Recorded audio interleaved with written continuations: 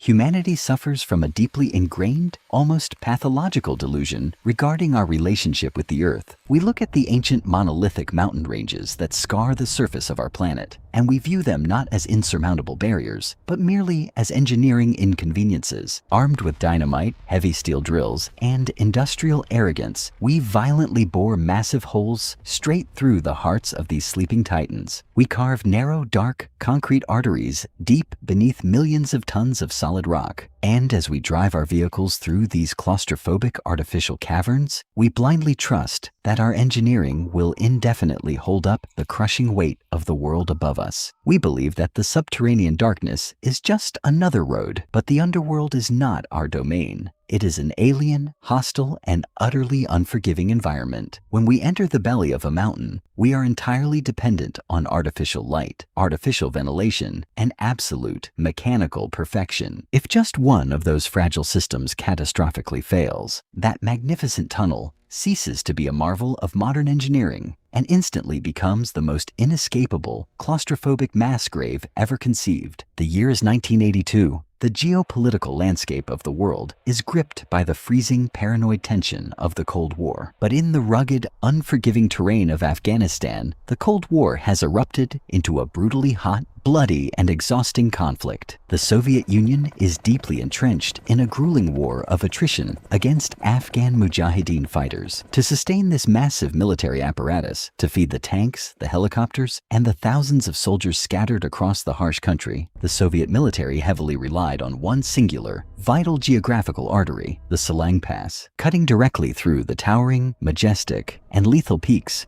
of the Hindu Kush mountain range. It was one of the highest, most treacherous roads on planet Earth. The Hindu Kush, a name that historically translates to Hindu killer. For centuries, these jagged, merciless peaks had swallowed entire armies, freezing conquering empires in their tracks. But the Soviet Union believed they could tame the killer. At the very absolute pinnacle of this dangerous mountain pass, sitting at a breathtaking altitude of 11,000 feet, 3,400 meters, stood a monument to their industrial hubris, the Salang Tunnel. Completed in 1964 by Soviet engineers, it was an architectural titan. The Salang Tunnel, stretching for 1.6 miles or 2.6 kilometers, it violently pierced the solid granite heart of the mountain. It was a narrow, dimly lit concrete tube that allowed heavy convoys to bypass the lethal snowdrifts of the mountain peaks. Without the Salang Tunnel, the entire Soviet military logistics chain in Afghanistan would completely, catastrophically collapse. It was the absolute lifeline of an empire at war, but the tunnel possessed a deep, fundamental, and fatal architectural flaw.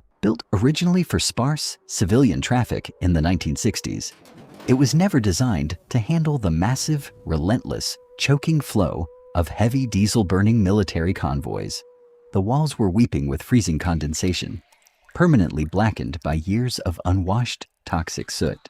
Its ventilation system was incredibly weak, constantly struggling to push the thick, aggressive exhaust fumes out of the narrow 2.5-mile concrete tube. To enter the Salang Tunnel was to descend into a dark, smoky, coughing nightmare, even on a perfectly normal day. But November 3rd, 1982 was not a normal day. A brutal, merciless winter blizzard had descended upon the peaks of the Hindu Kush. The temperature outside the mountain had plummeted to a mind-numbing minus 30 degrees Celsius. Freezing, howling winds whipped massive snowdrifts across the treacherous mountain roads, blinding drivers and freezing engines. Desperate to escape the lethal freezing whiteout conditions of the open road, hundreds of vehicles aggressively pushed toward the dark, inviting mouth of the Salang Tunnel. From the north, a massive Soviet military convoy, composed of heavily armored vehicles, troop transports, and highly volatile fuel tankers, began its slow, grinding descent into the mountain. Simultaneously, moving from the south, a long chaotic line of Afghan civilian traffic, buses packed with families, small cars, and local transport trucks entered the opposite end of the tunnel. Two massive opposing rivers of heavy steel, diesel exhaust, and freezing humanity flowing directly into a single, narrow, dimly lit concrete vein. Inside the tunnel, the atmosphere was instantly oppressive.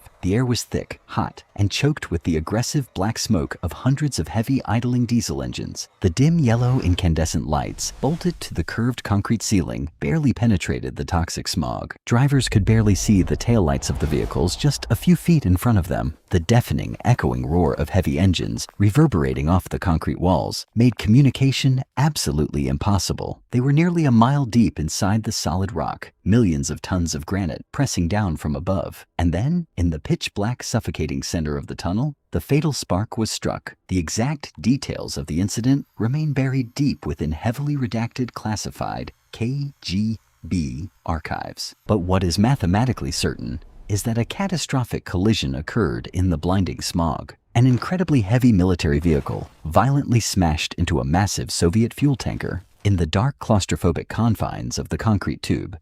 Thousands of gallons of highly volatile military-grade aviation fuel aggressively spilled across the cold asphalt. A single spark from the tearing metal found the vapor. An apocalyptic, deafening explosion ripped through the center of the mountain. A colossal, blinding wall of pure orange hellfire erupted in the narrow tunnel. A fire inside an enclosed concrete tube behaves fundamentally differently than a fire in the open air. It acts like a thermal piston. The superheated air violently expands, pushing a wall of scorching, deadly pressure down the tunnel. Those nearest to the blast were instantly incinerated, leaving only charred, twisted husks of metal. The shockwave violently rattled through the concrete tube, shattering windshields and blowing out the dim yellow lights. The center of the Salang Tunnel had instantly mutated into a roaring 1,000-degree crematorium. Pure primal panic instantly infected the minds of the thousands of people trapped in the dark. Drivers further away, who saw the blinding flash of the explosion, desperately slammed their vehicles into reverse. They frantically tried to back out of the 2.5-mile tunnel, desperate to escape the encroaching heat. But it was a mathematical impossibility. The tunnel was barely wide enough for 2 lanes.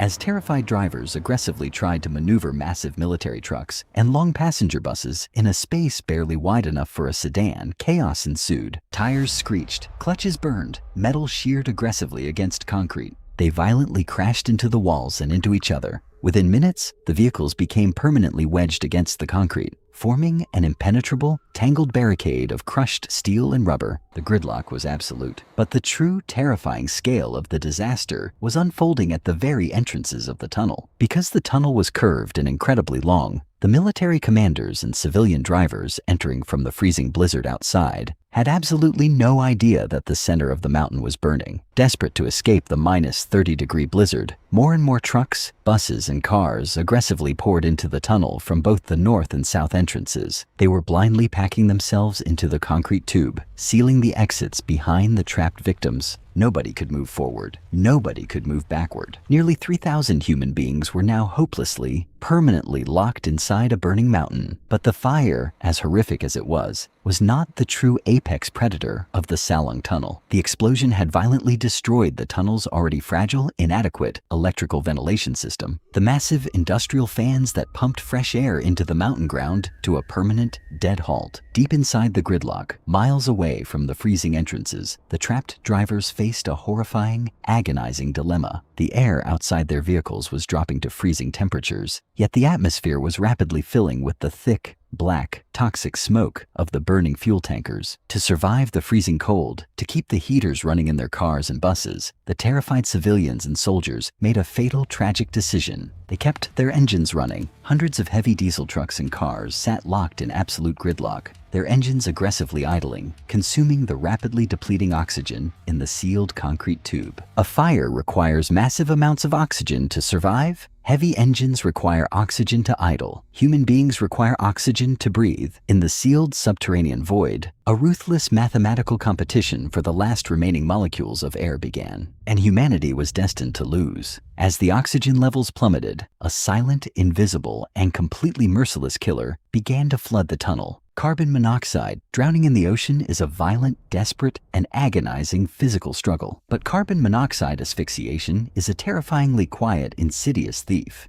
It is a predatory gas perfectly designed to exploit human biology. It binds to the hemoglobin in your blood 200 times faster than oxygen. Your heart keeps beating, pumping this invisible poison directly to your brain, while your lungs desperately pull in dead air. It has no smell. It has no taste. It does not burn your lungs. The transition from blind panic to absolute apathy is terrifyingly fast. The frantic human survival instinct is simply switched off. Deep inside the pitch-black smoke-filled tunnel, the panic began to eerily, tragically subside. The screaming stops. The fighting ceases. The frantic honking of horns slowly faded away. The desperate shouts of soldiers echoing off the concrete grew weak and slurred. People sitting in their locked vehicles began to feel a heavy, strange lethargy. A dull, throbbing headache gave way to an overwhelming, heavy exhaustion. They simply believed they were tired. They believed they just needed to rest their eyes for a moment while the traffic cleared. Mothers held their sleeping children. Hardened Soviet soldiers leaned their heads against cold glass windows. One by one, thousands of people in the dark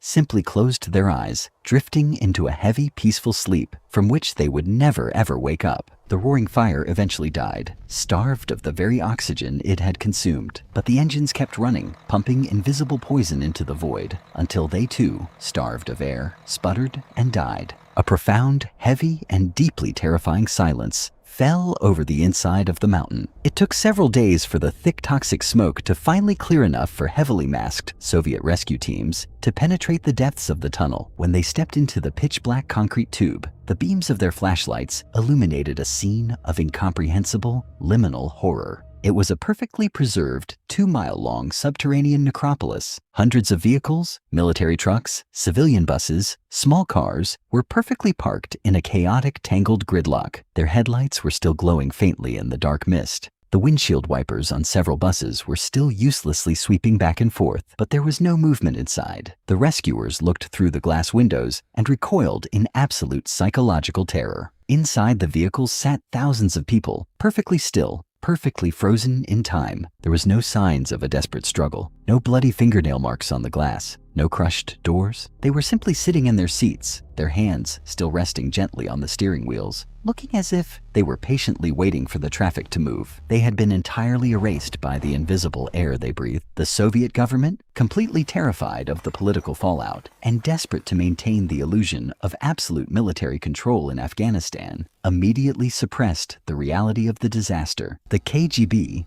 threw a heavy curtain of silence over the mountain. Soldiers were sworn to absolute secrecy under threat of treason. The official Soviet propaganda machine released a brief, heavily sanitized statement claiming that a minor accident had occurred, resulting in the tragic deaths of merely 176 people. It was an insulting mathematical lie. The bodies of the fallen were not returned with honor. They were quietly disposed of, erased from the official ledgers of the state. But the truth could not be buried with them. The sheer volume of military trucks driving back and forth, hauling the frozen, soot-covered bodies out of the mountain for days on end in the dead of night, painted a picture of apocalyptic loss. Local Afghan witnesses, hospital workers, and independent military analysts heavily estimated that between 2,000 and 3,000 human beings were suffocated in the dark that day. It is a death toll that rivals the sinking of the Titanic or the collapse of the Twin Towers. Yet it occurred entirely in the dark, buried beneath millions of tons of silent rock.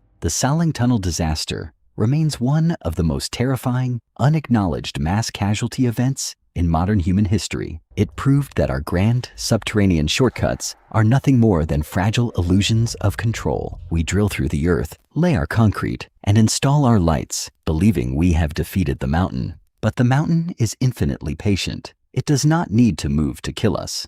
It merely needs to hold its breath. Today, the Salang Tunnel is still in operation. It remains a vital, dangerous, and incredibly dark artery in the mountains of Afghanistan. Every day, thousands of drivers enter that narrow, soot-stained concrete tube, relying on fragile ventilation systems to keep them alive. The walls of the tunnel are heavily scarred, stained permanently black by decades of diesel exhaust and the terrifying memories of 1982. As vehicles slowly grind through the dark, claustrophobic passageway, they pass directly over the exact spot where thousands of souls quietly slipped into the void. They drive through the invisible ghosts of a hidden apocalypse, a chilling reminder that when we enter the deep places of the earth, We are entirely at its mercy. One wrong move, one spark in the dark, and the mountain will effortlessly reclaim its space. History is not dead. It is never dead. It merely slumbers in the freezing, pitch-black, suffocating tunnels of our forgotten past, patiently waiting to be remembered by the arrogant generations that inevitably follow. We will meet again in the next era, when humanity once more forgets the terrifying, silent warnings written in soot and concrete. You are watching past Resurrected. Until the next era, silence. Faint sound of a distant echoing engine stalling.